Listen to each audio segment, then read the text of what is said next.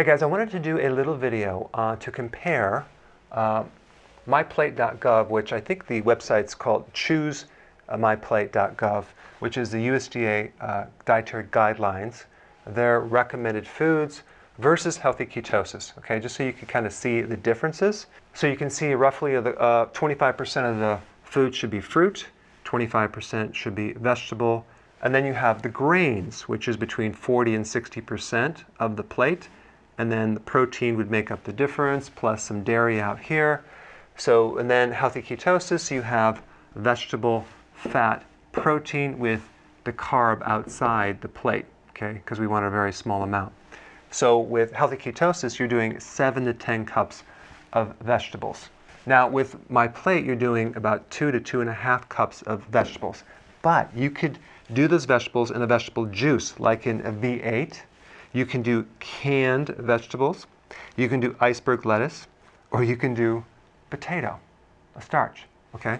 So that's acceptable. Over here, we want you to have leafy greens, and we want you to fill up the entire half of the plate.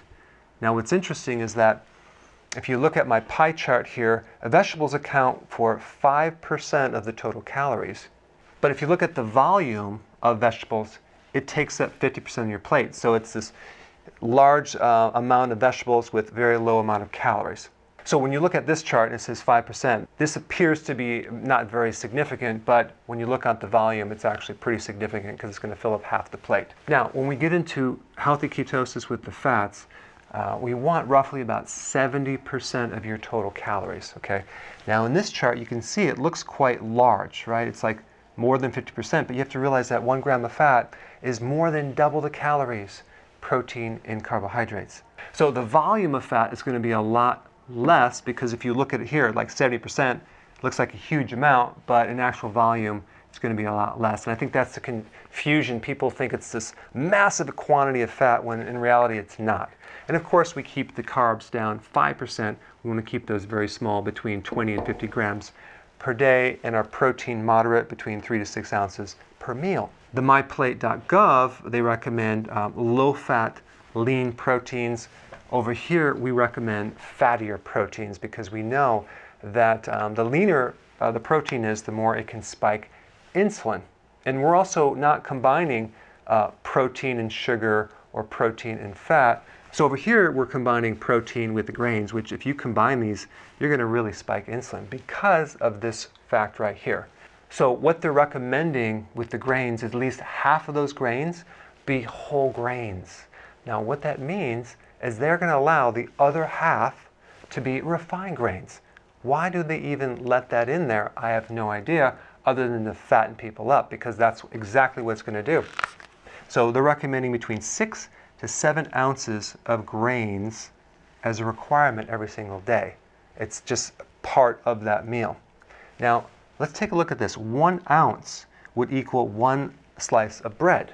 So they're going to allow 7 slices of bread a day, okay? A half a cup of cereal is 1 ounce. 1 pancake is 1 ounce. So they're going to allow 7 pancakes. You can have 7 pancakes a day. Let's see, we have 3 cups of popcorn. So you're allowed 21 cups of popcorn. Incredible. Or 1 small piece of cornbread. So we can do 7 small little slices of cornbread. Wow, that's an incredible diet, high in carbohydrates.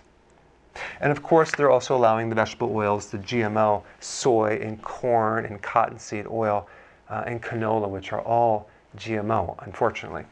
So I just wanted to create a quick video to give you a visual distinction on these two, to show you why this plate is 1,000 times healthier than this one over here. Thanks for watching.